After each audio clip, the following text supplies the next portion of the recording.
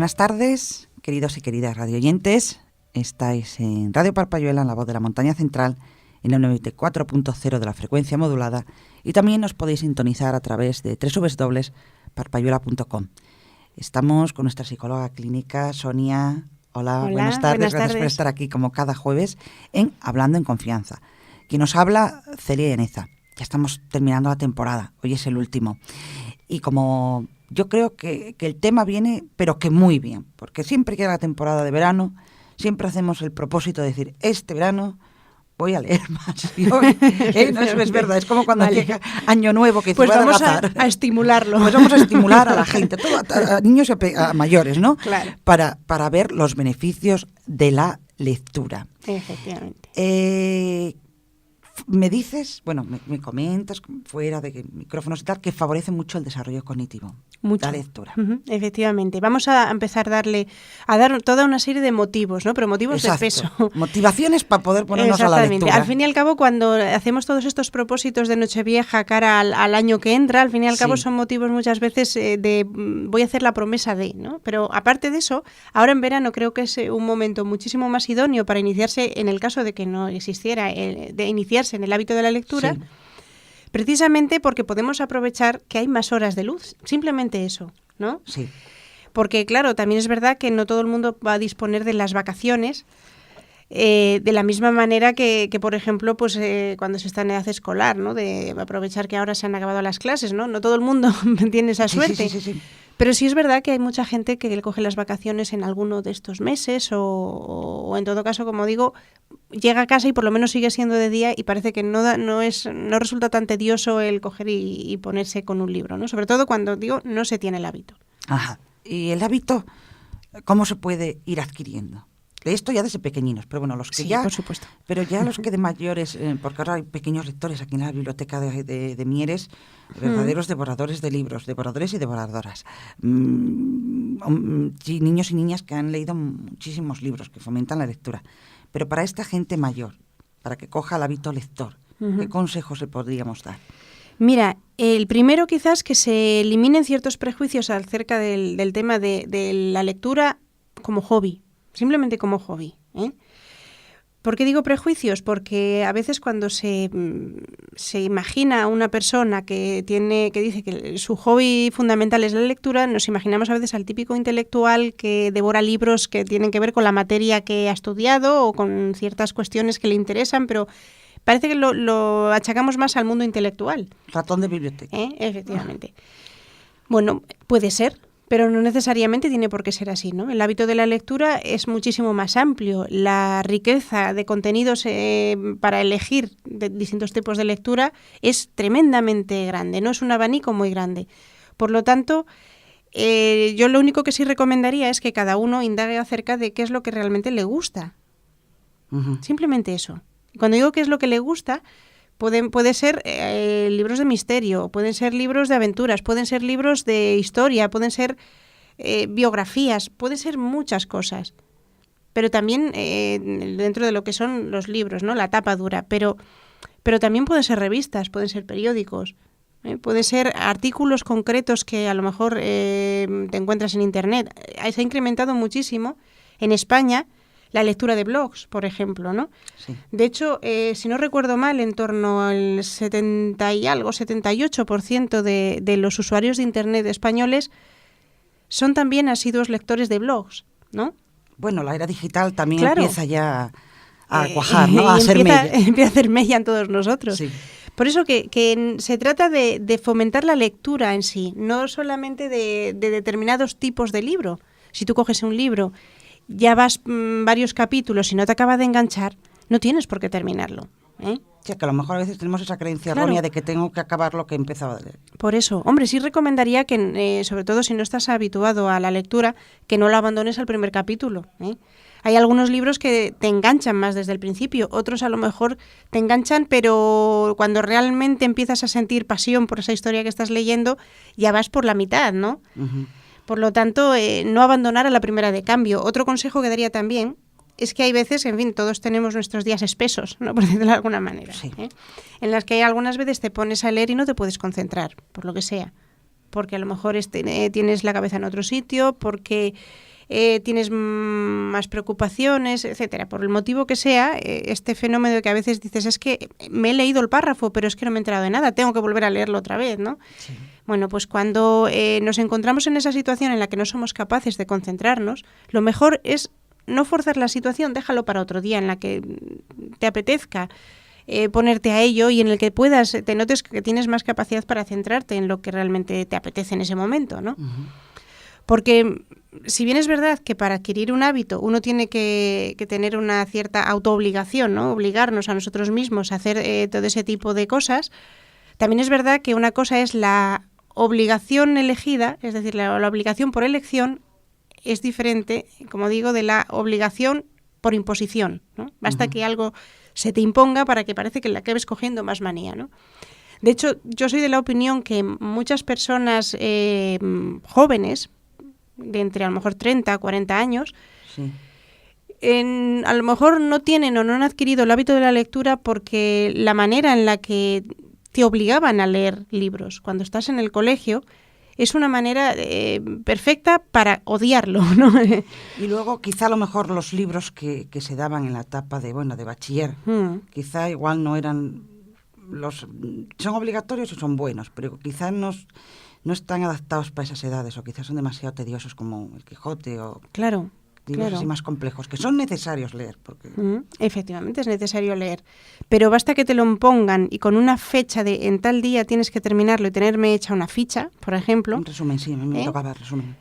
Entonces, claro, ¿qué pasa? Pues que es la perfecta manera de acabar muchas veces cogiéndole manía a ese tipo de lecturas. Lo más idóneo es lo que se hace ya desde hace unos años en algunos institutos, por ejemplo, el de dar un listado de libros y de ese listado, que además son de cuenta historias muy diversas, temáticas muy diversas, de ese listado elige un cierto número, pues ponte 5 libros que tienes que leerme a lo largo de todo el año, ¿no? Pero elígelos tú. Eso sí, también vas a tener, lógicamente, es que hay que, cuando estamos hablando del mundo lectivo, pues tienes que tener un plazo, ¿no? Un límite. Y bueno, pues sí, me tienes que hacer un resumen o me tienes que hacer un trabajo acerca del libro que hayas leído, pero eliges tú el libro que te apetezca, ¿eh? Uh-huh. Y dar esa capacidad de elección pienso que es también muy positiva, sobre todo a la hora de no cogerle tanta manía a leer, porque leer es algo maravilloso. Sí, una vez coges el hábito ya no puedes pasar sin él. Claro. Me gusta cuando voy a la cama antes un ratito leer algo, ¿no? Uh-huh. Y a veces me pasa que me engancho y altero el sueño, estoy, a ver, se me cierran los ojos e intentas, ¿no? Muy habitual. Y leer agudiza la astucia, el ingenio, favorece todo ello. Efectivamente, sí. Mira, creo que lo que más se habla acerca del tema de la lectura, sobre todo en ámbitos académicos, es, pues a lo mejor un poco también lo relativo al famoso informe PISA, ¿no? De la capacidad lectora, pero sobre todo entendido desde el punto de vista de la velocidad lectora. Es cierto que la velocidad lectora es importante, ¿no? Y se adquiere leyendo, ¿no? Claro, por supuesto. Es como todo. Cuando uno practica cualquier tipo de deporte, la mejor manera de alcanzar una marca adecuada es entrenando, ¿no? Por mucha capacidad que tengas, si no lo entrenas, desde luego no vas a alcanzar esa marca, no vas a alcanzar los 11 segundos, los 100 metros en 11 segundos o bajar de los 11 segundos. Tienes que entrenar. Está. La lectura, lo mismo. Efectivamente. Pero, como digo, no solamente es la velocidad lectora lo que importa, ni tampoco el hecho de adquirir más conocimientos acerca de aquello que estás leyendo, ¿no? Sino también la riqueza de vocabulario que muchas veces se adquiere. Muchísimo. La fluidez con la que se habla también se adquiere gracias a la lectura. Y sobre todo una cosa, mira, se han realizado algunos experimentos al respecto, en los que, creo que la máquina no me va a hacer falta describirla demasiado porque como en mayor o menor grado seguramente se ha visto una serie de médicos, pues entonces saben más o menos este tipo de máquinas de resonancia, de una técnica de neuroimagen, ¿no? Sí. Entonces lo que se hacía era, estas personas se introducían en ese túnel, ¿no? Y mediante una técnica de neuroimagen se medía o se observaba qué áreas del cerebro en ese momento podían estar activas ante determinada estimulación. ¿La estimulación en qué consistía? Pues se contaba una historia, la misma historia para todos, ¿no? Y lo curioso es que lo que se observó es que no solamente se activan las mismas áreas que cuando la historia la estamos viviendo en primera persona, es decir, que la estamos vivenciando nosotros de manera tremendamente subjetiva, sino que además con la misma intensidad. Es decir, la imaginación que ponemos en práctica cuando leemos un libro, cuando nos cuentan una historia, es tan sumamente rica como si la estuviéramos viviendo. Nos metemos en el personaje, como se suele decir. Exactamente. Y eso, ¿qué es lo que implica? Lo que va a implicar, sobre todo, es que se va a fortalecer las conexiones neuronales, es decir, la sinapsis, la comunicación entre las células que posee nuestro sistema nervioso se van a incrementar de tal manera que con la práctica también se van a enriquecer y se va a complejizar todas esas áreas cerebrales concretas, ¿no? Ejercitar el cerebro, que es lo que nos piden. Efectivamente. Es como si haces pesas, el músculo va a adquirir volumen. Pues imaginémonos más o menos, aunque sea de manera metafórica, pero eso mismo en ciertas áreas cerebrales. Y es que quien lee sabe, todos en los libros, como se suele decir. Claro, ¿no? Desde luego. Y los niños ahora se han acostumbrado, bueno, en los colegios, ya no es tan raro como tú decías, ahora cuando vemos a un niño leyendo, ya no nos parece un bicho raro, porque antes era un bicho alejado, raro. ¿Qué tipo de lecturas recomiendas tú? Tú dices que siempre tienen que ser unas lecturas que te gusten. ¿Qué lecturas son para la gente que se inicia como más recomendables, a tu modo de entender? Desde luego va a depender del gusto personal de cada uno, ¿no? Ajá. Desde luego, a lo mejor, coger el Quijote si nunca has leído un libro o La Regenta, o Lo que el viento se llevó, a mí personalmente me encantó, pero es muy largo, muy grande, mucho contenido. Mucho. Pues a no ser que tengas muchísimas ganas de empezar por ahí, o Los pilares de la tierra, de Ken Follett, es decir, o la trilogía de Stieg Larsson, ¿no? De Millennium. Sí, eso sí. Pues es tremendamente entretenido y a lo mejor te apetece empezar a leer por ahí, ¿de acuerdo? Pero también hay que ser cauteloso, ¿no? Porque, en fin, algunas veces solo el hecho de ver el volumen ya parece que es algo que te echa para atrás si no tienes el hábito. Entonces, para ir adquiriendo el hábito de la lectura, empezar por algo que sea más ligero, ¿no? Como digo, siempre centrado en los gustos personales.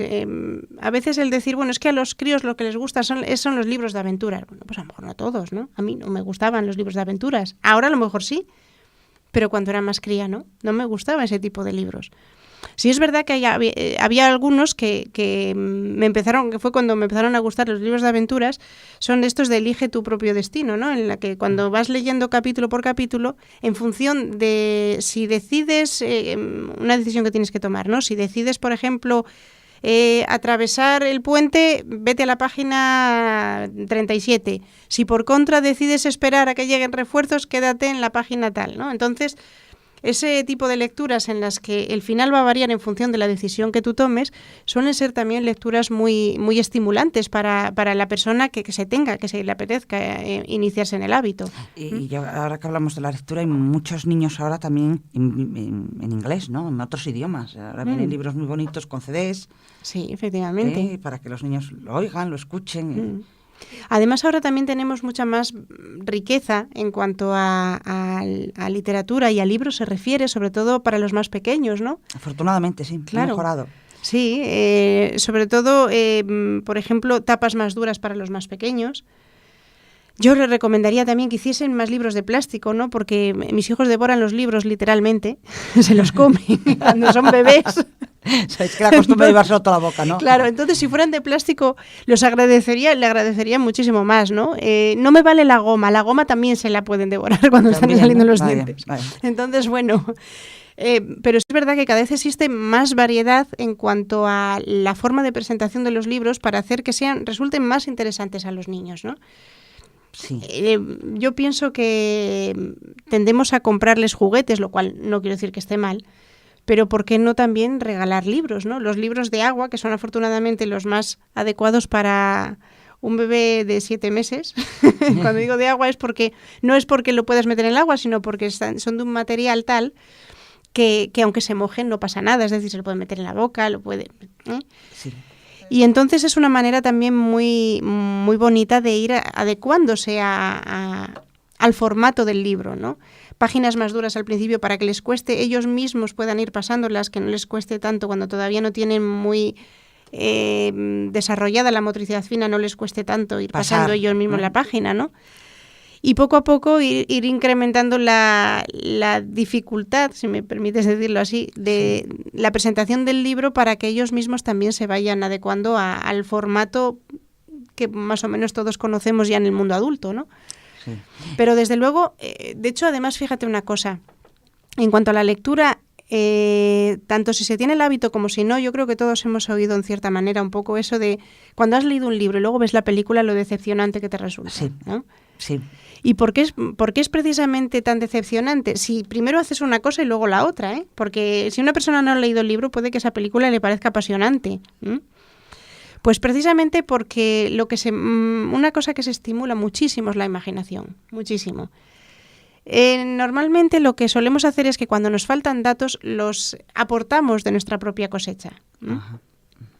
Entonces, claro, cuando alguien te describe algo, normalmente ¿qué haces? Completarlo con información. No te quedas simplemente con esa descripción. Por muy buena y muy rica que sea esa descripción, siempre vas a acabar completando aquellos datos que te faltan, ¿no? Sobre todo porque estamos muy acostumbrados a observar el mundo y a percibir el mundo desde un punto de vista visual, ¿no? Por ejemplo, en el tema de la radio, el año pasado, recuerdo cuando en una de las ocasiones que di un curso, coincidió que fui aquí en Mieres, entonces algunas de las personas me habían escuchado por la radio, ¿no? Y una de ellas me dijo, es que no tienes la cara que te corresponde con la voz. Y yo dije, madre, qué cosa más rara. Yo digo, ¿me estás diciendo que tengo una cara rara o qué? Una cosa un poco... ¿Y qué era lo que pasaba? Pues lógicamente, ¿no? Cuando solamente escuchas la voz, tu cerebro tiende a completarle de alguna manera. Te imaginan de una manera, claro, ¿no? Y te imaginan de una manera. Yo, por ejemplo, puedo a lo mejor describir ahora mismo el sitio donde estamos, ¿no? Sí. Puedo decir, pues hay una serie de micros que penden del techo en forma de paraguas, que estamos en una mesa hexagonal, ¿no? Yo llevo algo azul, tú llevas algo blanco, tal. Sí. Y puede estar descrito con mayor o menor riqueza de contenidos, pero probablemente diciendo esto, alguien que no conozca el sitio donde estamos, pues se está imaginando el color de la mesa, o se está imaginando el color de mi pelo, el color de tus ojos, ¿no? Entiendo. Es decir, siempre acabamos poniendo algo cuando no tenemos esa información visual, acabamos poniendo nuestra propia cosecha, en función de nuestra propia experiencia, o lo que a nosotros nos parece que pega más, ¿no? A mí me suelen decir que tengo voz de cría. Entonces, niña, claro... Y yo de muy mayor. Claro. Yo, desgraciadamente, cuando me ven, me dicen, ay, pero si eres mayor, vaya, hombre. No, mayor no, ¿eh? Créanme que no. Por Dios, tan mayor no. Pero a mí sí, la flor de la vida. Exacto. Pero estamos en la flor de la vida, las dos. Sí. ¿No? Pero es curioso que sí es verdad que... A mí me ponen cara de mucho más mayor por la voz. Sí, pues a mí me dicen todo lo contrario, que tengo voz de cría, ¿no? Sí, tienes una voz... Entonces, claro, pues, a ver, que tampoco soy tan mayor, pero tampoco soy tan cría, ¿no? Entonces... Es curioso, ¿no? Que nos hacemos nuestra propia imagen. Claro, y cuando leemos un libro pasa lo mismo. Claro, hay tantísima... Entonces, cuando tú acabas el libro, ya tienes una riqueza de contenidos tan grande en tu cabeza que cuando ves una película te acabas resultando decepcionante, o bien porque han omitido datos que a ti te parecían importantes, o bien porque resulta que tú el personaje simplemente te lo habías imaginado de una manera y te presentan un actor que por muy bueno que sea, tú dices, es que no es lo que yo tenía en mente de lo que me había imaginado, ¿no? Y es bueno... Y ya lo hemos recalcado aquí, no me cansaré de recalcarlo, es bueno que los padres y madres lean cuentos a sus niños al ir a la cama. Claro que sí, porque incluso cuando aún no sepan leer, como digo, a la hora de estar escuchando una historia y no estar viendo directamente esa historia, simplemente la están escuchando, ya se está estimulando esa imaginación, se está estimulando, en primer lugar, les estamos fomentando el hábito de lectura, porque les estamos dando ejemplo con ello, no solamente porque nos vean leer a nosotros, ¿no? Sino porque les estamos leyendo. Y luego, aparte, porque está fomentando su imaginación, como digo. Tiene que imaginarse esa situación. Al principio se va a guiar a lo mejor también por intentar guiarse por estímulos meramente visuales, ¿no? Yo recuerdo cuando a mi primer hijo yo le leía, ¿no? Él, me acuerdo que al principio, pues claro, son estos libros que son todo colorido, todo dibujos, ¿no? Entonces a él le gustaba mucho complementar lo que escuchaba con lo que veía, ¿no? Porque normalmente además, claro, coincide, ¿no? Lees de repente, Nuki cogió la pelota, ¿no? Entonces en ese momento ves la imagen de Nuki jugando con una pelota, ¿no?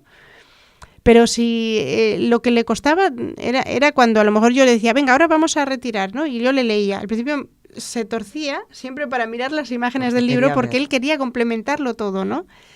Y poco a poco, lo que sí es verdad es que si ya no le dejas, cuando van creciendo, ya no les dejas ver tanto esos dibujos, que como digo, al principio para estimular es estupendo, pues poco a poco te vas dando cuenta de que van desarrollando todavía mucho más la imaginación, ¿no? Y es bueno cuando leemos para ver si captan la atención, me refiero. Sí. Que vayan con nosotros a la vez, ¿no? Y que les hagamos preguntas, por ejemplo, pues hazme un resumen, o esta niña que pasaba por aquí iba con su hermanito. Eso es bueno que... Es muy bueno, pero a modo de juego, ¿eh? Porque si lo hacemos a modo de interrogatorio, sí. se puede tener la sensación de que le estamos examinando y entonces puede llegar también a experimentar en cierta manera rechazo, ¿no?